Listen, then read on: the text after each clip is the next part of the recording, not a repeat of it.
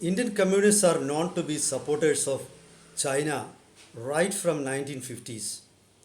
During the 1962 India-China war, the then communist leader E.M.S. Namboodiripad said the war was over a territory which India terms India's and China terms theirs. That was the stand of communists. When there was a split in communist movement in India and two major parties, CPI and CPM, were formed, then the CPIM showed allegiance towards China, and actually they took inspiration from China, whereas the CPI was showing some friendship towards Russia. The attitude of the CPIM has not changed over years. Yesterday, the CPIM leader and Politburo member, Mr. Prakash Karat, who is now the national coordinator of the party, reaffirmed the political stand of the party supporting China at speaking at the state conference of the CPIM at Kollam in Kerala. We need to remember that Kerala CPIM is the most powerful unit of the CPIM in India at present. In his speech, Mr. Prakash Karat highlighted the achievements of China and lavished praises on China. In fact, he highlighted China on two counts. Number one is he believes that China is a counter to the imperialistic ambitions of the United States, which is the only superpower at present. Second, he criticized India for joining the Quad alliance and trying to oppose China. So it's clear that he believes in friendship with China, and he's worried that India has joined the Western world to defend itself from the aggression of China. So it seems Prakash Karat is more concerned about the national interests of China rather than India's security. This is the reason why the party is not gaining popularity, and the party has been obliterated from several areas where they held power earlier. For example, Bengal and Tripura. Let's take a closer look into the policy or attitude of CPIM towards China and how it is going to impact India. Welcome to Insights. I am Hari Kumar. Yesterday, during his speech at CPIM Kerala conference, Prakash Karat said China has risen as one of the major powers of the world, and it is now challenging the hegemony of United States economically as well as militarily. He said China is the only country that can thwart the hegemonistic or imperialistic ambitions of the United States. According to him, that is why the United States has imposed tariffs or high taxes on imports from China. And he says that that is a very negative trend, and imposing 10 to 20% duty on Chinese imports is something that is going to backfire. And he was praising China. He says that it means that the US has realized that China has grown up technically as well as economically, and the US hegemony is in danger in this world. This is what Prakash Karat says. Later, when it comes to Quad alliance, Mr. Prakash Karat criticizes India for joining hands with the United States, Australia, Japan to thwart China. He said that is not in the interests of India. Further, Prakash Karat believes that recently when Prime Minister Narendra Modi went to the United States, he invited President Donald Trump to come to India and hold a meeting of the Quad in India. So he is angry, he is frustrated. So he was actually outraged.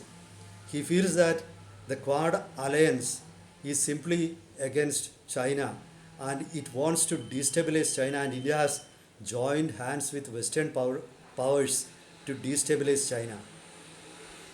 Most probably he thinks that China is India's friend.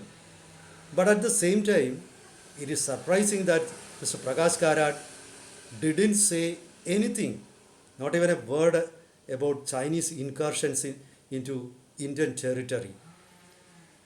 You know, China has illegally occupied certain parts of no man's land between India and China in Ladakh last year.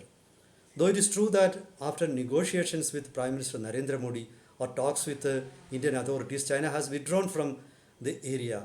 But at the same time, on and off, China intrudes into Indian territory. It's not only India that bears the brunt of China's aggression. You look at smaller countries like Bhutan or Philippines or Vietnam.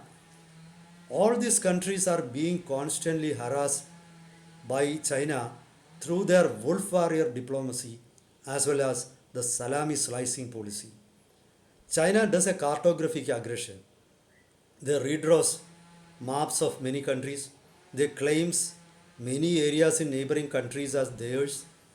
And now they have acquired parts of Pakistan illegally occupied Kashmir and that have been annexed to China. So India is actually has been troubled consistently by China. China has actually got hegemonistic ambitions. China wants to spread throughout South Asia. They want to bring South Asia under their umbrella. They want to claim our land. China is building a dam across river Brahmaputra and that is going to adversely affect India as well as Bangladesh. And China wants to flood India in case of any war. So China uses each and every avenue. China pulls all the stops. So Mr. Prakash Karat is not bothered about any such intrusion of China. He's speaking on behalf of China. It seems that he's the spin doctor of China. Or I don't think even the Chinese Communist Party will be so strident in their defense of their government. He's not saying anything about violation of human rights, violation of religious freedom in China. It means that the Communist Party of India, Marxist or CPIM, has not moved an inch from the position taken by EMS Namboodiripad during India-China war. Because at even that point of time, Mr. EMS Namboodiripat's sympathies lay with China. And I won't be surprised that in future, if any trouble or if India and China clashes, the CPIM will be on China's side. Actually, this is something that amounts to treason. I don't know why nobody discusses it. The media, though reported the whole speech, they have not focused on this. There have not been any discussion on the fascination of Mr. Prakash Karat with China. The CPIM is obsessed with China. Is the CPIM getting something in return? We don't know. These communist parties earlier, they had a tradition of providing funds to other communist parties to increase their influence in different parts of the world. Is China doing the same? China has been exploiting many countries. First, they will give many countries a loan.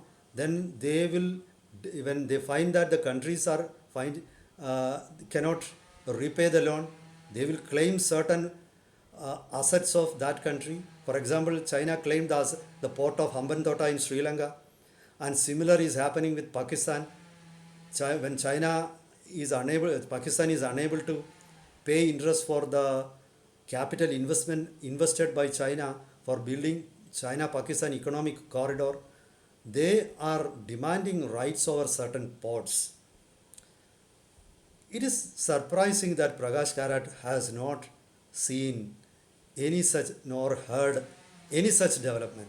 He has not uttered a single word. He is blatantly pro-China.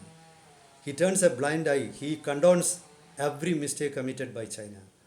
So let's see how this is going to impact the future of Communist Party. I am sure that people will realize this duplicity of Communist Party. They claim to be progressive, whereas they are actually not bothered about the security of India. Let me see how the Indian media is going to report the incident in the coming days. Meet you with updates. Till then, goodbye.